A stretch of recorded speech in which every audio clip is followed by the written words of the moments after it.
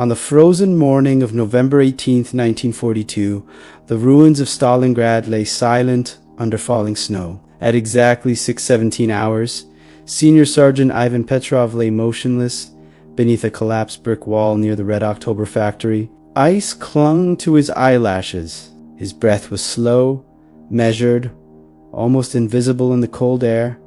26 years old, former metal worker, 3 months in combat, 30 confirmed kills, none spoken aloud. Through his rifle scope, Ivan watched the shattered skyline. Smoke drifted between broken chimneys. Somewhere in the distance, artillery thundered. But here, in the dead zone between the lines, there was only stillness. The Germans had learned to fear that silence. It meant someone was watching. Ivan did not move. He had not moved for hours. His body was wrapped in white cloth torn from factory insulation, blending into the snow-covered rubble. Rats moved freely around him. He ignored them. Hunger was a constant companion now. Across the street, German officers gathered near a command post hidden inside a ruined apartment block. Ivan studied their routines carefully. Who stepped outside first? Who lingered? Who carried maps instead of rifles? Officers always stood differently. Straighter, louder, less careful. Weeks earlier, Ivan had been given a quiet order: disrupt command movement. No dates, no numbers, just patience. Since then, he had followed the same group of officers across streets, cellars, and bombed stairwells. He did not rush, he waited. A German lieutenant stepped into the open, brushing snow from his coat. Ivan adjusted his scope by a fraction. His finger rested on the trigger, steady, controlled. He exhaled slowly. The shot cracked once, clean. Final. The officer collapsed before anyone understood what had happened. Shouts followed. Panic spread. Soldiers dragged the body back inside. Ivan did not celebrate. He shifted his rifle slightly and settled back into stillness. This was not a battle of minutes or hours. This was a hunt measured in days, and it had only begun. Ivan Petrov was born in 1916 in a small industrial town outside Tula. His father worked in a steel mill. His mother cleaned offices. Ivan grew up learning patience from machines that demanded precision and punishment for mistakes. Before the war, he shaped metal for factory presses. He learned early that control mattered more than strength. When Germany invaded the Soviet Union in 1941, Ivan was drafted within weeks. He received basic infantry training and was sent west. Like many, he was unprepared for what he saw. Entire units destroyed, villages burned, winter arriving faster than supplies. During a retreat near Smolensk, Ivan picked up a fallen sniper rifle to cover withdrawing soldiers. He fired once, then again. Both shots hit. An officer noticed. Ivan was pulled aside, questioned, tested. Weeks later, he was reassigned. By the time he arrived in Stalingrad, the city was already dying. Streets had names, but soldiers used landmarks instead. Burned tanks, fallen cranes, broken schools. Every building was contested. Every floor could be the front line. Snipers became essential. They slowed movement, spread fear, forced officers underground. Ivan was paired with a spotter briefly, then sent alone. He preferred it that way. German officers had adapted. They changed routes, wore enlisted coats, moved at night. Ivan adapted too. He studied patterns over days, not hours. He learned that officers could not stop being officers for long. Someone always gave orders. Someone always pointed. Ivan stalked the same group for nearly 3 weeks. He did not fire every day. Sometimes he only watched. Sometimes he moved positions twice in one night, crawling through sewer openings or rubble piles, memorizing escape paths. The strain was constant. Sleep came in minutes, not hours. Fingers cracked from cold. Muscles cramped. Still, Ivan continued, he did not think of himself as a hero. He thought of survival. Every officer removed meant fewer orders, fewer attacks, fewer men sent forward to die. There were no speeches, no medals promised, just instructions passed quietly and an understanding shared among those who watched the ruins long enough. By late November, German command activity near the factory sector had slowed noticeably. They even noticed it before reports confirmed it. They were afraid now, and fear in Stalingrad was a weapon. As the weeks passed, Ivan Petrov became something quieter and harder than the man who first arrived in Stalingrad. The city no longer felt vast or chaotic. It had patterns, breathing spaces, rhythms shaped by shelling schedules and supply runs. Ivan learned them all. Each day began the same way. He checked his rifle, wiped condensation from the scope, and listened. Listening mattered more than sight. The crunch of boots on frozen debris, a cough, a door opening where no door should remain. Ivan moved rarely in daylight. When he did, it was slow and deliberate, inch by inch, like a machine recalibrating itself. His world narrowed to angles, distances, and seconds. Hunger faded into the background. Cold became permanent. German officers grew more cautious. Ivan saw them send enlisted men first. He watched them pause before stepping into open ground. That hesitation told him he was close. Fear changes posture. It slows movement.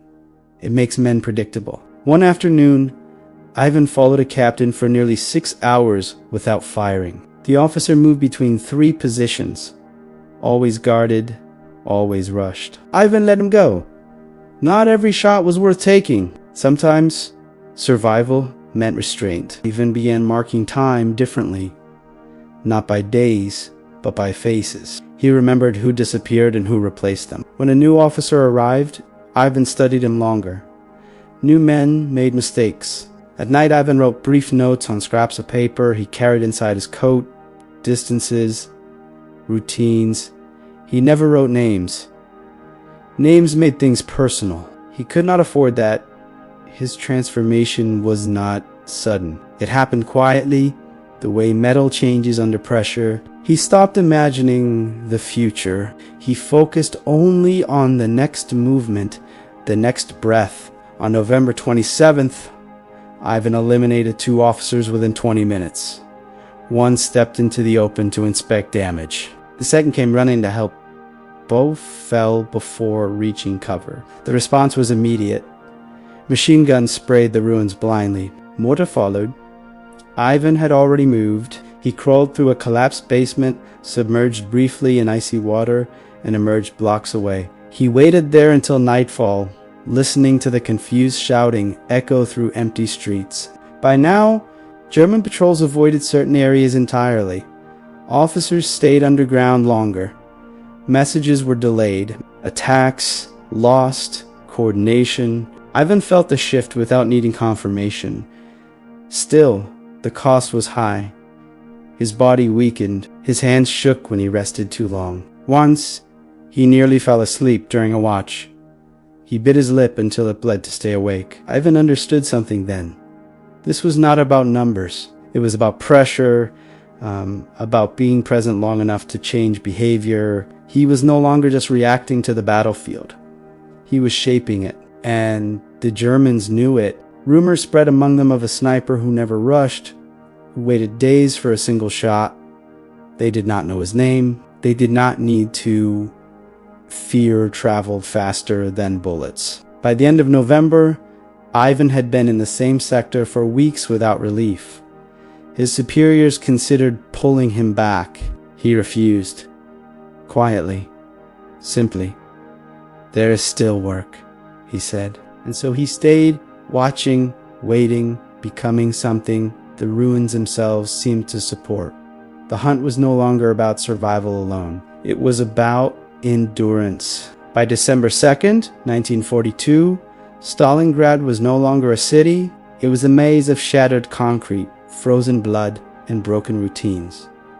German officers rarely moved above ground now. Orders traveled slowly. Attacks hesitated.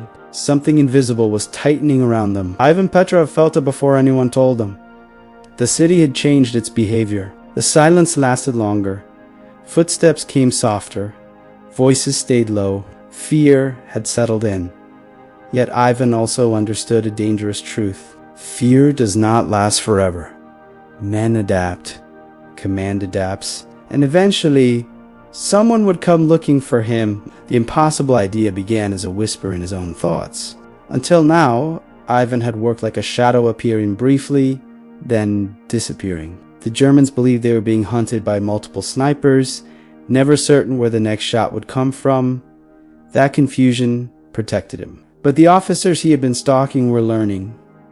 They stopped exposing themselves. They moved only at night or under heavy cover. Ivan's opportunities were shrinking. If he continued as before, the hunt would end quietly. Not with victory, but with stagnation. So Ivan considered something dangerous. What if he allowed them to see him? Not clearly, not fully, just enough. The idea went against everything sniper doctrine taught. Visibility meant death. Movement meant vulnerability, but Ivan had learned the ruins better than anyone. He knew which angles were watched, which windows were assumed empty, which paths were believed impossible. If the Germans thought they were close to catching him, they would react. They would send officers forward to coordinate the hunt. They would expose command where none had appeared in weeks. Ivan did not rush the decision. He waited 2 full days, watching patrols probe empty buildings, firing randomly into windows. They were searching, but blindly. On the 3rd night, Ivan made his move. He fired a single shot at a known officer target near a known command route. The shot was deliberate, loud, unmistakable. Then he stayed. German response was immediate. Flares lit the sky. Machine guns roared. Orders were shouted openly for the first time in days. Ivan did not move. From his position, he watched officers emerge to regain control. He did not fire again. He let them believe he had made a mistake. Then he vanished. The trap was not the shot. It was the expectation. Over the next week, Ivan repeated the pattern. One visible action. Ding. Silence. Each time, German command response grew more aggressive, more exposed. Ivan studied their reactions, memorized new routines, identified who replaced whom. The impossible idea was working. He was no longer just removing officers. He was shaping their decisions. By mid-December, German command authorized the dedicated counter-sniper operation. Experienced marksmen were brought in. Entire sectors were sealed. Ivan knew what that meant. The hunt had reversed, but Ivan had already planned for that. He was not trying to survive forever. He was trying to break something before the end, and the end was coming. December 11th, 1942, arrived with clear skies and brutal cold. The temperature dropped far below freezing, turning breath into crystals and blood into dark ice. Ivan Petrov lay inside the remains of a factory office, buried beneath layers of rubble and cloth, unmoving for hours. German counter-snipers were active now. Ivan could feel it. The streets were too quiet. Patrols moved with purpose. Shots rang out at distant windows, testing reactions. Ivan ignored them. His focus was fixed on one building that partially collapsed, administrative block that had recently become active again. Officers were inside. He had confirmed it over 3 days. Maps, radios, command voices. This was the center. Ivan adjusted his rifle slowly. His fingers were numb, but steady. He waited. Near midday, an officer stepped onto a shattered balcony to observe movement below. Ivan recognized him immediately, not by rank insignia, but by posture, confidence, authority. Ivan exhaled the shot, echoed sharp and final. The officer fell backward, out of sight. The response was explosive. German snipers fired toward Ivan's position almost instantly. Bullets punched through brick and wood. Mortar followed. The building shook violently. Ivan was already moving. He slid backward through a hole blasted days earlier, dropped into a lower level, and crawled through darkness as dust and smoke filled the air. The world narrowed to sound and touch. He reached a pre-measured exit and paused. German voices echoed above him. Orders shouted. Officers arguing. Ivan smiled faintly, unseen. They had exposed themselves again. Ivan waited 30 minutes. Then he fired twice more from a new position. Each shot precise, each target chosen carefully. Commando voices stopped mid-sentence. This time, the German response was chaotic. Fire came from all directions. Tanks fired blindly into ruins. The sector erupted. Ivan did not fire again. He withdrew slowly, methodically, using routes no one suspected. Sewer lines, collapsed stairwells, gaps measured in centimeters. By nightfall, German command activity in the sector had collapsed completely. Orders stopped flowing. Attacks stalled. Ivan reached a safe point just before dawn. He collapsed against a wall, exhausted, shaking uncontrollably for the first time in weeks. He had pushed himself beyond but it was done. Within days, Soviet forces advanced through the sector with less resistance than expected. German coordination was broken. Confusion lingered. Ivan was finally pulled from the line. He resisted at first. Then his body failed him. As he was carried away, wrapped in a blanket, he looked back once at the ruins. He had not won the battle, but he had changed it. And in Stalingrad, that was enough. By January 1943, the Battle of Stalingrad had reached its irreversible conclusion. Entire German formations were encircled, exhausted, and disoriented. Among the many factors that contributed to this collapse was the slow breakdown of command and coordination in contested sectors like the one Ivan Petrov had operated in 4 weeks. Records were covered after the battle revealed repeated references to sniper disruption. Officers avoided movement. Orders were delayed. Units acted without clear direction. While artillery and infantry decided outcomes on maps, men like Ivan shaped outcomes in silence. Ivan Petrov was not alone. Many Soviet snipers operated across the city, each contributing to the psychological pressure that weighed heavily on German command. Yet Ivan's prolonged stalking of officers in a single sector stood out for its consistency and effect. Military historians later noted that snipers in Stalingrad forced officers to remain underground, reducing situational awareness and slowing reactions. In urban warfare, where seconds mattered, hesitation proved costly. Ivan's actions did not win Stalingrad by themselves. No single soldier could, but his work removed leadership at critical moments, creating confusion where clarity was needed most. It was warfare at its most personal and its most impersonal at once. After his extraction, Ivan was treated for exposure, malnutrition, and exhaustion. He spoke little during debriefing. When asked how many officers he had eliminated, he did not answer directly. Numbers, he believed, belonged to reports, not memory. Official records credited him with dozens of confirmed kills, many of them officers, but Ivan himself never spoke of success. He spoke only of timing, patience, and the cost of waiting. The historical significance of Ivan's story lies not in statistics, but in method. Stalingrad proved that modern warfare was not only about firepower, but about endurance, psychology, and control of movement. Snipers like Ivan forced armies to confront fear at the smallest scale. One man, one rifle, one moment. In the frozen ruins of Stalingrad, that was sometimes enough to change the course of a day, and sometimes that was enough to change history. Ivan Petrov survived the war, but the war never truly left him. After Stalingrad, he was reassigned to training roles, teaching marksmanship and fieldcraft to new recruits. He did not embellish his lessons. He focused on discipline, restraint, and survival. After 1945, Ivan returned to factory work. He rarely spoke about stuff. When asked, he would say, "Only the city watched everything." Then he would change the subject. Those close to him noticed small habits that never faded. He avoided open windows. He listened longer than he spoke. Silence made him comfortable in ways conversation did not. Ivan lived a quiet life.